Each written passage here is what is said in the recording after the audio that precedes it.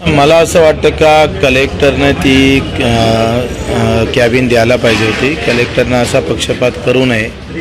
एका खासदारासोबत अशा प्रकारचा जिल्हाधिकारी वागत असेल तर त्याचा आम्ही निश्चित करतो.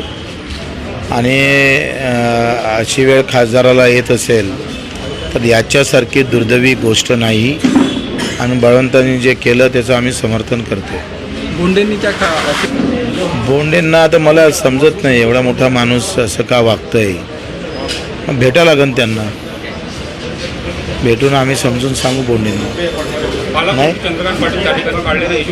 आता ते एका दिवसासाठी अर्ध्या दिवसासाठी येते तर तोडगा कसं काढणार. ते एक दिवस मुक्कामी आले पाहिजे पालकमंत्र्यांनी. 2-3 दिवस तर मुक्कामी आले पाहिजे. जिल्हाधिकारी पक्षपातपणा करतो. आता तेच तर मी पहिले म्हटलं ना, पक्षपात जर करत असेल कलेक्टर आणि असं वागत असेल तर चुकीचंच आहे.